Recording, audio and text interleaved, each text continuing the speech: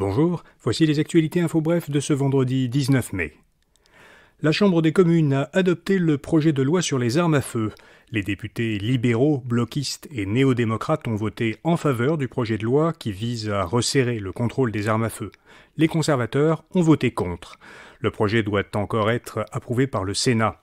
La future loi vise à renforcer l'interdiction des armes d'assaut, instaurer un gel national pour les armes de poing et permettre à quiconque de demander à un tribunal de confisquer des armes ou de suspendre le permis d'une personne qui commet des actes de violence conjugale ou du harcèlement criminel.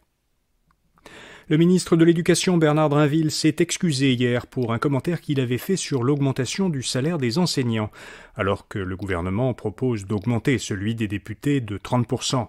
En entrevue, Drinville avait répondu à un chroniqueur « Tu compares vraiment le job d'enseignant au job de député ?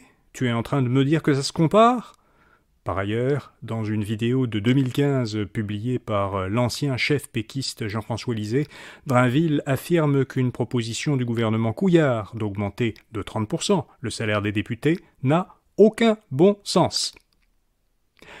Dorénavant, dans le cas de violences familiales commises par un parent, y compris s'il s'agit de violences conjugales ou sexuelles, l'autre parent n'aura plus besoin du consentement du parent fautif pour obtenir des services de soins physiques ou psychologiques pour leur enfant. Le parent victime devra toutefois demander une attestation à un procureur du directeur des poursuites criminelles et pénales. Ce changement législatif fait partie de la réforme du droit de la famille qui a été adoptée l'an dernier. Son entrée en vigueur a été devancée. La Chine organise un premier sommet avec 5 ex-républiques soviétiques. Le président chinois Xi Jinping a accueilli hier en Chine les dirigeants du Kazakhstan, du Kirghizistan, du Tadjikistan, du Turkménistan et de l'Ouzbékistan. 5 pays au sud de la Russie et qui faisaient auparavant partie de l'Union soviétique.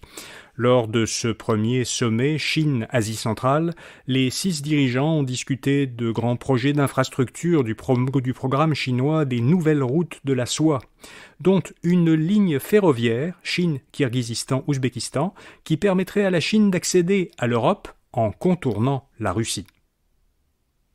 Et puis, un vendredi par mois, InfoBref vous présente une initiative d'impact social ou environnemental.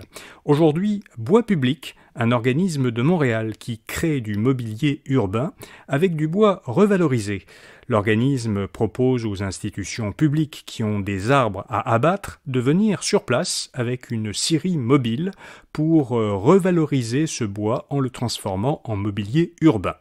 De leur côté, les entreprises et les particuliers peuvent acheter à Bois Public des planches de bois parmi un vaste inventaire de bois recyclé. Pour en savoir plus sur Bois Public, allez lire notre article à infobref.com. Voilà, vous savez l'essentiel. Samedi, notre infolettre InfoBref Votre Argent vous propose, comme chaque fin de semaine, les informations et conseils en finances personnelles et en consommation de nos experts. Vous pouvez la voir jusqu'à dimanche soir ou toute la fin de semaine en fait à infobref.com et vous pouvez bien sûr vous y abonner pour la recevoir par courriel chaque samedi matin.